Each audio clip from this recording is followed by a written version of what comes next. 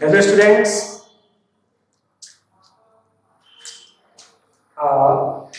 इस वीडियो में हम क्लास 12 फिजिक्स भौतिकी के पहले पार्ट वैद्युत आवेश तथा क्षेत्र इलेक्ट्रिक चार्ज और इलेक्ट्रिक फील्ड की पहली टॉपिक वैद्युत आवेश यानी इलेक्ट्रिक फील्ड के बारे में देखेंगे। वैद्युत आवेश के बारे में अच्छे से समझने के लिए जरूरी है कि हम वैद्युत आवेश के इतिहास के बारे में पढ़ें। सर्वप्रथम लगभग 600 ईसा पूर्व में ग्रीक या ग्रीस, जो भी आप पसंद करते हैं कहना, ग्रीस देश के महान दार्शनिक जिनका नाम संभवतः आपने सुना होगा, थेल्स, 600 ईसा पूर्व ग्रीस देश के महान वैज्ञानिक थेल्स ने अपने द्वारा किए जा रहे शोध व अनुसंधान कार्यों में देखा कि ऊन या रेशम के कपड़े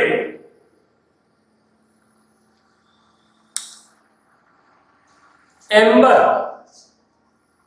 के साथ आकर्षण का गुण प्रदर्शित करते हैं। मतलब एम्बर और ऊन को यदि एक पास रखें तो दोनों एक दूसरे को आकर्षित करते हैं। ऐसे ही रेशम के कपड़े को और एम्बर को यदि पास रखें तो दोनों एक दूसरे को आकर्षित करते हैं। स्पष्ट करना चाहूंगा, एम्बर आप जानते होंगे कई प्रकार के वृक्ष के तलों के कुछ हिस्सों से चिपचिपा पदार्थ, जिसे हम सामान्य भाषा में लासा कहते हैं, निकलता है तो गीला होता है।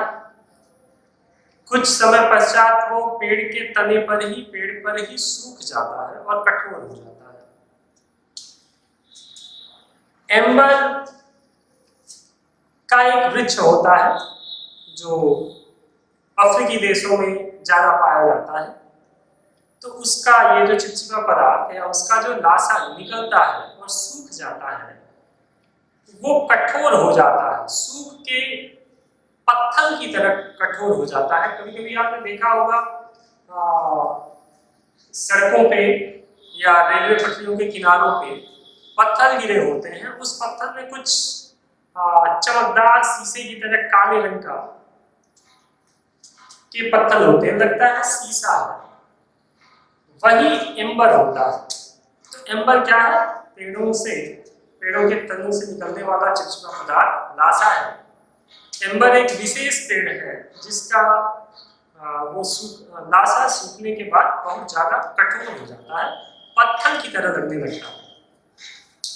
तो एम्बर और ऊन में या रेशम में आकर्षण का गुण देखा किसने? थेल्स ने। थेल्स यही नहीं रुके, थेल्स ने सोचा कि इन दो वस्तुओं में ये आकर्षण का गुण कैसे आ रहा है, दोनों चुंबक भी नहीं है। तो ये घटना एक स्वाभाविक घटना नहीं थी। थेल्स ने आगे अपने प्रयोग जारी रखे और उन्होंने देखा कि प्लास्टिक और कांच की अलग अलग छड़ें, एक प्लास्टिक की छड़ रॉड और एक कांच का रॉड, दोनों को यदि ऊन से या रेशम के कपड़े से रगड़ दिया जाए तो दोनों एक दूसरे को आकर्षित करती हैं।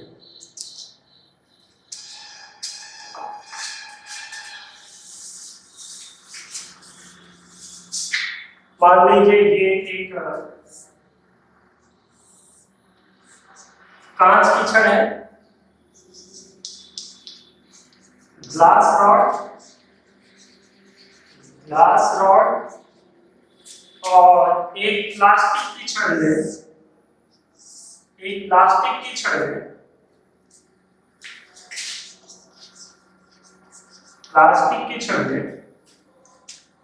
दोनों को रेशम के कपड़े या ऊन के कपड़े से रगड़ दे और दोनों को स्वतंत्र रूप से एक दूसरे के पास रखें। जैसे ये एक हैंगर है, इसमें कोई धागा, अचारक पदार्थ का कोई धागा, इससे हम लटका दिए प्लास्टिक की छड़ को,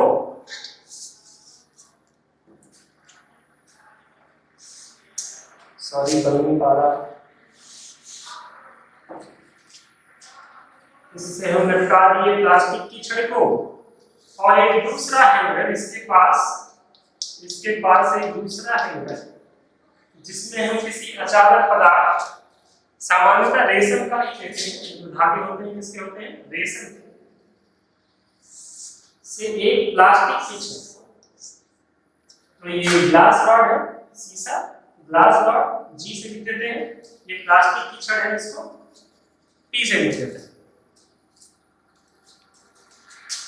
ये दोनों रगड़े गए हैं किससे, ऊन से, दोनों छड़ें ऊन से रगड़ी गई हैं। जब दोनों को हम एक पास लाते हैं तो हम देखते हैं कि दोनों में आकर्षण होता है। ये वाला हिस्सा और ये वाला हिस्सा एक दूसरे के पास जाते हैं।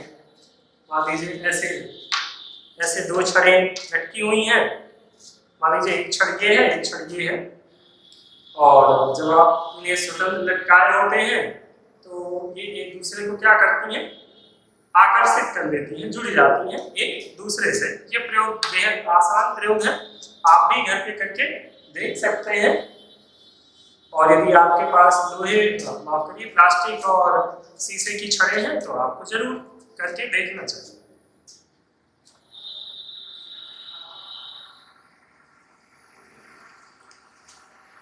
तो पहले उन्होंने देखा कि ऊन में और एम्बर में आकर्षण है, फिर उन्होंने देखा कि यदि ये दोनों छड़ें रगड़ी गई हैं ऊन से तो इनमें भी क्या होता है, आकर्षण का गुण होता है। एक चीज और देखी उन्होंने देखा कि जैसे ही ये दोनों वस्तुएं एक दूसरे के स्पर्श में आती हैं आकर्षण के पश्चात, कुछ देर तक एक दूसरे से चिपकी रहती हैं और फिर एक दूसरे को छोड़ देती हैं। ऐसे ही उन्होंने ये भी देखा कि पहले तो उन्होंने एक रॉड लिया था शीशे का, ग्लास रॉड, और दूसरा रॉड किसका लिया था, प्लास्टिक का। उन्होंने कहा कि एक बार दोनों रॉड जो है दोनों प्लास्टिक के ले लिए, दोनों रॉड किसके ले लिए, प्लास्टिक के। तो अब क्या देखा कि ये दोनों एक दूसरे से दूर जा रहे हैं, एक दूसरे को प्रतिकर्षित कर रहे हैं। ऐसी कई घटनाएं उन्होंने देखी कि रॉड एक दूसरे को आकर्षित कर रही हैं, कभी एक दूसरे को प्रतिकर्षित कर रहे हैं। और तो उन्होंने निष्कर्ष निकाला कि यह एक नई भौतिक घटना है कि बिना किसी चुंबकीय शक्ति के भी वस्तुएं एक दूसरे को आकर्षित कर रही हैं या प्रतिकर्षित कर रही हैं। आपने देखा होगा ठंडियों के मौसम में जब आप किसी धूप में किसी आप कुर्सी पे बैठे होते हो तो आपके शरीर के रोएं, बाल कुर्सियों से चिपकने लगते हैं। ना आपका शरीर चुंबक है ना वो प्लास्टिक की कुर्सी, लेकिन फिर भी वो एक आकर्षण का बल उत्पन्न हो गया। या जब आप कंघियों से बाल झाड़ते हो तो आप देखते हो कंघियों में बाल चिपकने लगते हैं। ना आपका बाल चुंबक है ना वो कंघी, फिर भी आकर्षण का गुण उत्पन्न हो जाता है। तो यह घटना एक नई तरह की घटना है जो बिना किसी चुंबकीय प्रभाव के आकर्षण और प्रतिकर्षण का गुण प्रदर्शित करती है। थेल्स ने ऐसे ही प्रयोग जारी रखे और कहा कि ये जो पूर्ण सारी घटना है यह एक नए भौतिक रास के प्रभाव में हो रही है या एक नए भौतिक रास के कारण हो रही है, जिसे नाम दिया गया आवेश। जिसे नाम दिया गया आवेश। अब इस नाम देने में भी एक चीज है जो आपको बता देना चाहिए। आवेश को चार्ज कहते हैं। ये पूरा चार्ज वैद्युत आवेश होता है पूरा सा, तो हम कहते हैं इलेक्ट्रिक चार्ज। इलेक्ट्रिक चार्ज दो शब्द है, यहां हम देखें तो इसे कहेंगे वैद्युत आवेश। यहां ये हमारा शब्द है मूल शब्द, क्योंकि थेल्स ग्रीक भाषा से थे तो उससे संबंध जोड़ते हैं। एक चीज का भी मैंने नाम दिया आपके सामने, एम्बर। एम्बर आपको बताया कि एम्बर एक विशेष प्रकार का पेड़ है जिसका जो लाशा होता है वो काफी सख्त कठोर होता है, जिसका प्रयोग आभूषण बनाने में भी किया जाता है। लगभग पीले या लाल या गाढ़े का कत्थई रंग का पत्थर। इसको एम्बर इंग्लिश नाम है। एम्बर को ग्रीक भाषा में कहते हैं इलेक्ट्रॉन।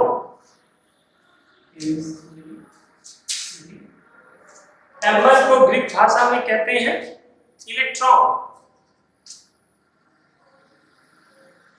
एक नई चीज है आपके लिए, एम्बर को ग्रीक भाषा में कहते हैं इलेक्ट्रॉन, क्योंकि ये गुण किसमें था? सबसे पहले थेल्स ने देखा कि ये आकर्षण करने का गुण किसमें है? एम्बर में। एम्बर ऊन को और रेशम के कपड़ों को आकर्षित कर रहा है। तो एम्बर को ग्रीक में कहते हैं इलेक्ट्रॉन।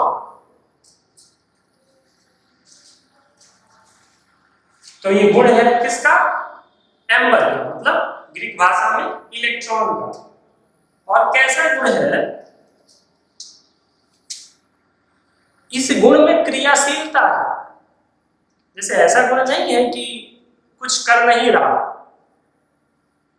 वह वस्तुओं को अपनी तरफ खींच रहा है या वस्तुओं को अपनी ओर से दूर भगा रहा है, मतलब उसमें क्रियाशीलता है, एक्टिवनेस है।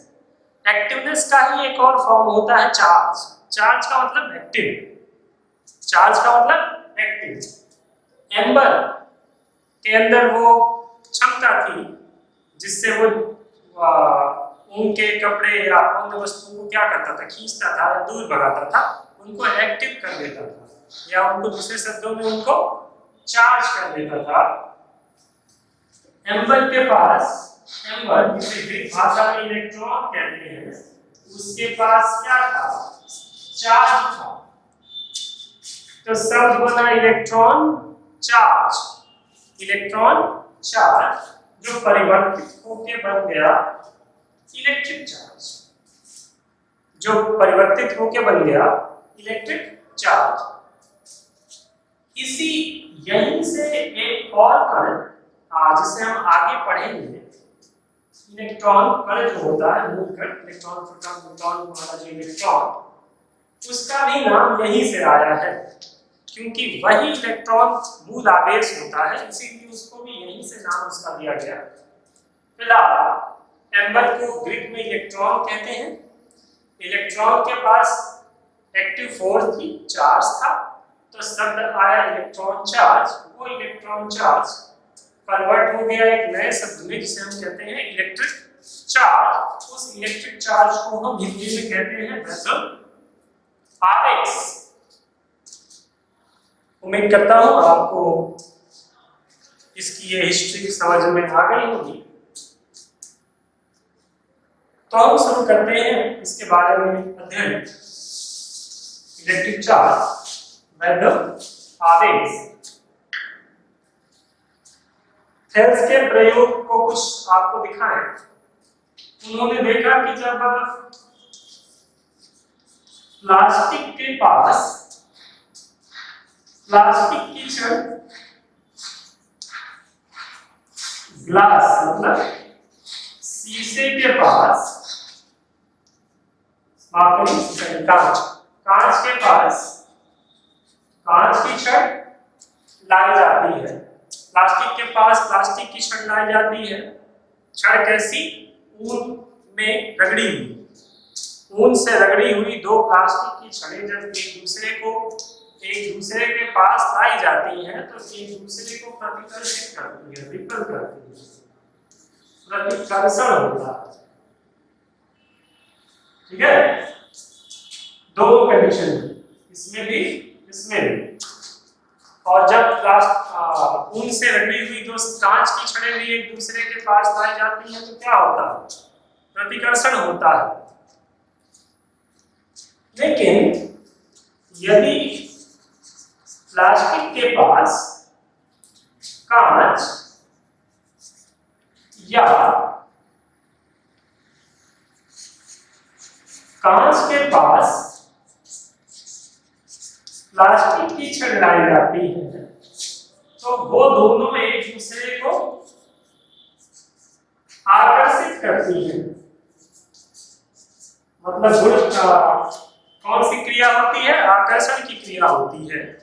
मतलब यदि प्लास्टिक की छड़ है और कांच की छड़ है, ग्लास रॉड, दोनों ऊन के कपड़े से ऊन से रगड़ी गई हैं, एक दूसरे के पास लाया गया तो दोनों में क्या हुआ? आकर्षण हुआ। तो थेल्स ने कहा कि आवेश का जो प्रभाव है वो दो तरीके का है, एक कैसा? प्रतिकर्षण का और दूसरा आकर्षण का। क्योंकि प्रभाव दो प्रकार का है, इससे ये निष्कर्ष निकाल सकते हैं कि आवेश भी दो प्रकार का होगा। उसके प्रभाव दो प्रकार के हैं, कहीं वो प्रतिकर्षण कर रहा है, कहीं वो आकर्षण कर रहा है। इससे ये निष्कर्ष निकाला गया कि आवेश भी कितने प्रकार का होगा? दो प्रकार का होगा।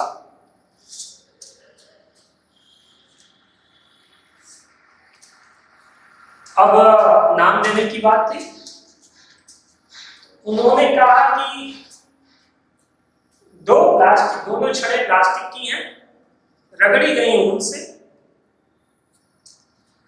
तो दोनों को समान तरह के ही आवेश मिले होंगे क्योंकि दोनों प्लास्टिक की हैं और ऊन से रगड़ी गई हैं। ऐसा नहीं है कि दोनों अलग अलग वस्तुओं से रगड़ी गई, दोनों प्लास्टिक की हैं, एक ही ऊन के कपड़े से दोनों रगड़ी गई, तो स्वाभाविक है दोनों को समान प्रकार के आवेश प्राप्त हुए होंगे।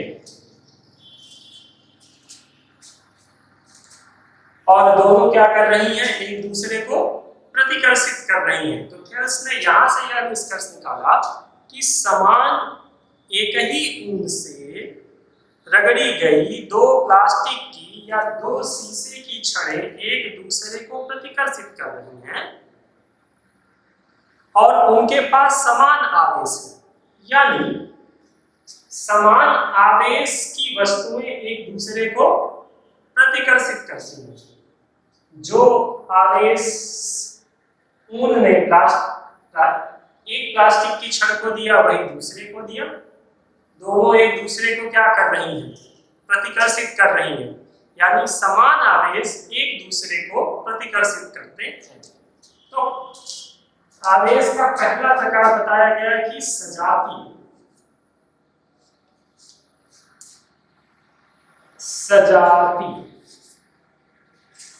आवेश।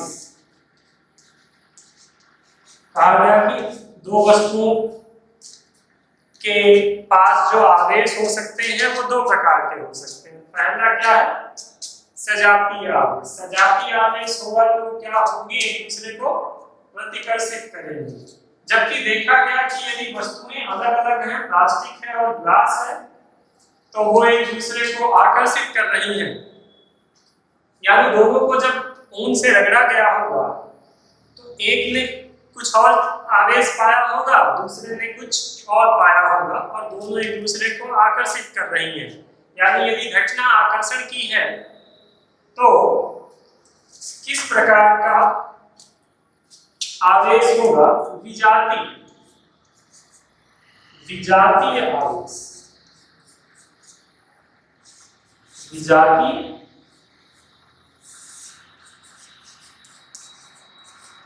आवेश। तो आकर्षण, यदि आवेशों में, यदि वस्तुओं में, दो वस्तुओं में आकर्षण हो रहा है तो विजातीय आवेश, प्रतिकर्षण हो रहा है तो सजातीय आवेश। यहां हम यह कह सकते हैं कि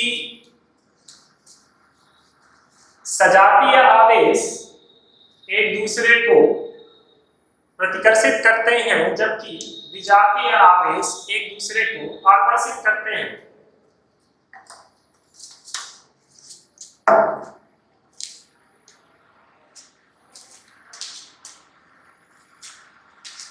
आगे देखते हैं।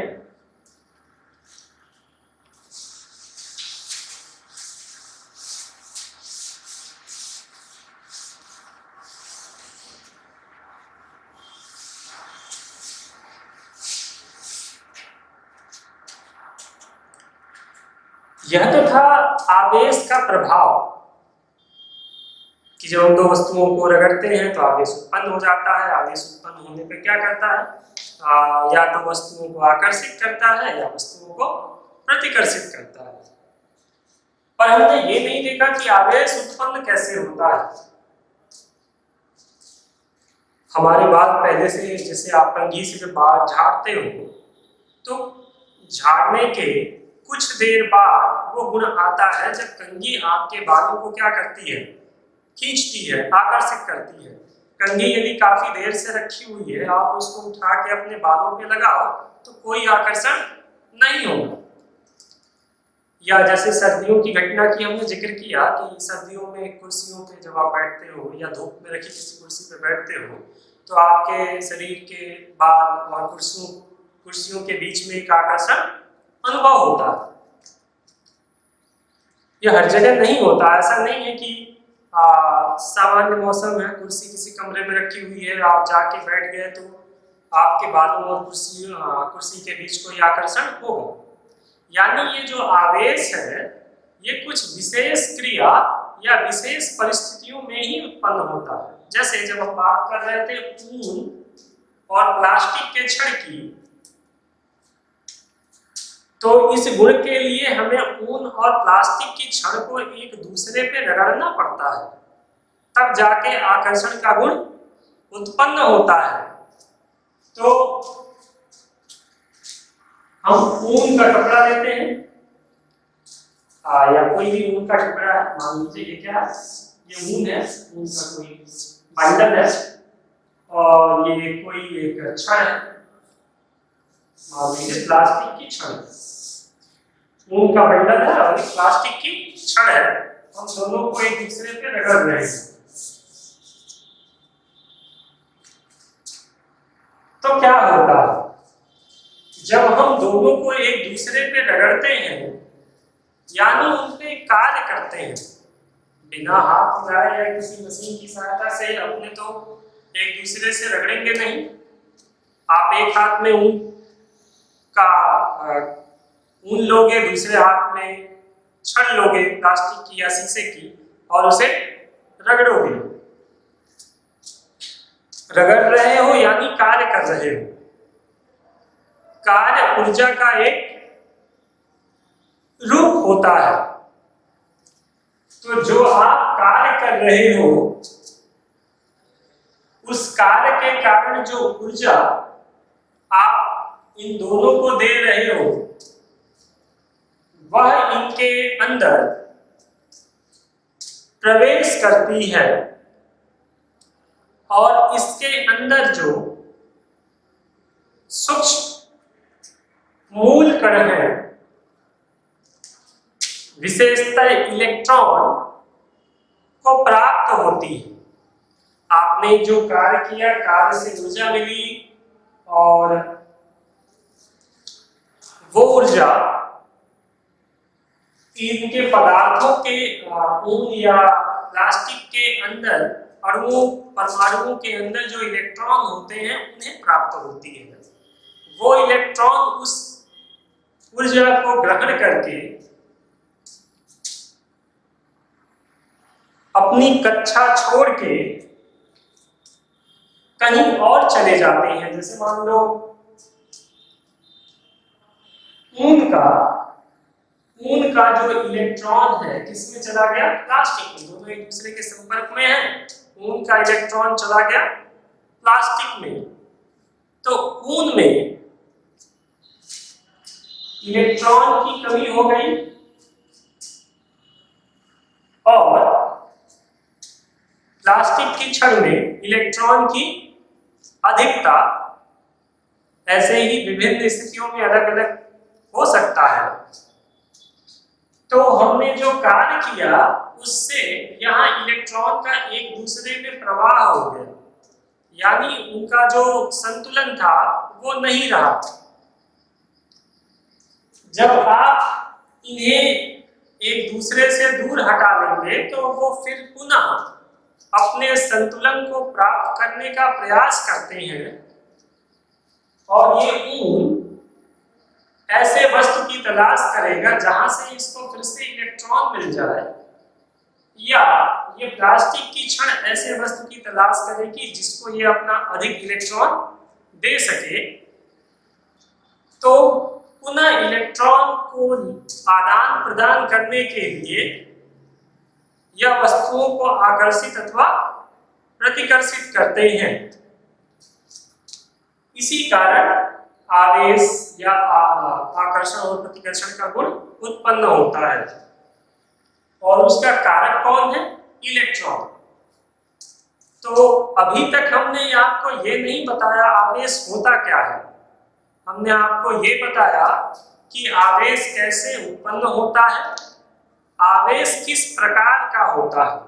तो आवेश उत्पन्न होता है विभिन्न वस्तुओं को जब हम एक दूसरे के संपर्क में लाते हैं, रगड़ते हैं तो आवेश उत्पन्न होता है। उसका प्रभाव क्या होता है, आवेशित वस्तुएं एक दूसरे को आकर्षित करती हैं या प्रतिकर्षित करती हैं। आवेश का प्रकार दो प्रकार, सजातीय आवेश और विजातीय आवेश। इतना पढ़ने के बाद अब हम जानना चाहेंगे कि आवेश क्या होता है। जैसा कि मैंने आपको अभी बताया कि यह गुण क्यों आया जब इलेक्ट्रॉन एक वस्तु से दूसरे वस्तु में चले गए, यानी आवेश उत्पन्न होने की जो घटना है वो किस पे निर्भर करती है, इलेक्ट्रॉन के प्रवाह पर या इलेक्ट्रॉन की अधिकता और कमी पर। नेक्स्ट वीडियो में हम इलेक्ट्रॉन को आवेश के पदों में पढ़ेंगे। इस वीडियो में बस इतना ही। ये जो प्रयोग आपको बताए गए हैं इन्हें आप करके जरूर देखिए घरों पे होमवर्क की तरह।